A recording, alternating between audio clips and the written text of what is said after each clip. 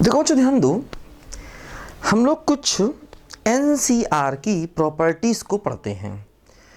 Actually जो properties हम लोग पढ़ने जा रहे हैं एनसीआर की, ये प्रॉपर्टीज़ परमुटेशन एंड कॉम्बिनेशन में भी हमारे काम आती है, और एक टॉपिक होता है बाइनोमियल थ्योरम, वहाँ भी हमारी ये प्रॉपर्टीज़ काम आती है ना।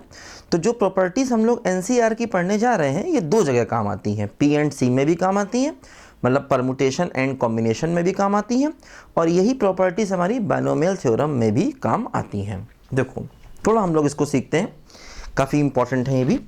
देखो प्रॉपर्टीज़ ऑफ एनसीआर,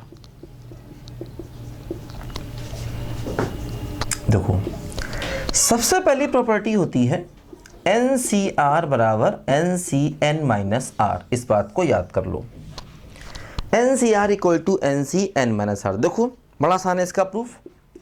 अगर मैं इसका प्रूफ करना है, देखो जैसे हम RHS को लेके चले, RHS क्या है NCN माइनस आर, इसकी वैल्यू पुट करें तो n factorial n minus R का फैक्टर। देखो NCR क्या होता है, NCR होता है n फैक्टोरियल r फैक्टोरियल n माइनस r का फैक्टोरियल। तो देखो जैसे r की प्लेस पर ये आ गया, ठीक, और इसमें से इसे घटा दो, तो इसमें से इसे घटाएंगे तो सिर्फ r फैक्टोरियल बचेगा, है ना। और देखो ये क्या बन गया, ये बन गया NCR, मतलब लेफ्ट हैंड साइड के बराबर। देखो ये आ गया, है ना। जैसे कि मान लो फॉर एग्जांपल हमें 5C4 निकालना है ना, तो 5C4 क्या होगा, 5C1 के बराबर हो जाएगा यहाँ से। जैसे मान लो अगर हमें 10C8 निकालना है, देखो यहाँ से क्या होगा, ये 10C2 के बराबर हो जाएगा, ठीक। ये पहली प्रॉपर्टी। अच्छा अब देखो सेकेंड प्रॉपर्टी ये होती है कि if NCX equal to NCY then X equal to Y और x plus Y equal to n, है ना।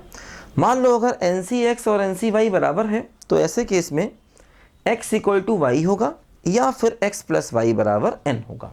देखो इसे कैसे प्रूफ करेंगे, देखो ध्यान दो, NCX बराबर NCY दिया गया, ठीक है। देखो अब एक तरीका तो ये है कि सीधे सीधे कंपेयर कर दूँ। अगर सीधे सीधे कंपेयर कर देंगे तो x इक्वल टू वाई मिल जाएगा, जो देखो इसका एक रिजल्ट है। दूसरा तरीका देखो ये है कि ये NCX है, इसको लिख दो NCN माइनस वाई, है ना, क्योंकि देखो NCR को लिख सकते हैं NCN माइनस आर। अब फिर से देखो इन दोनों को कंपेयर कर दो तो क्या हो जाएगा, x बराबर n माइनस वाई, तो यहाँ से क्या मिल गया, x प्लस वाई बराबर n। तो देखो दो रिजल्ट आ गए, या तो x इक्वल टू वाई आ गया या x प्लस वाई बराबर n आ गया। देखो जैसे एक एग्जांपल मैं आपको देता हूँ, मान लो कैसा क्वेश्चन है, if NC8 equal to NC2 then find NC4, ऐसा क्वेश्चन है। NC8 इक्वल टू NC2 दिया गया, हमें NC4 निकालना। देखो क्या है यहाँ पर, अब जैसे हमें ये क्या दिया गया, हमें दिया गया है एक्चुअली यही वाला case NCX equal to NCY। देखो ये NCX इक्वल टू NCY, तो या तो x इक्वल टू वाई होगा या फिर x प्लस वाई बराबर n होगा। अब x इक्वल टू वाई तो पॉसिबल नहीं है क्योंकि ये x ये y, क्योंकि 8 इक्वल टू 2 तो हो नहीं सकता, तो इसका मतलब ये तो गलत हो गया। तो इसका मतलब n की वैल्यू क्या होनी चाहिए, 10 होनी चाहिए।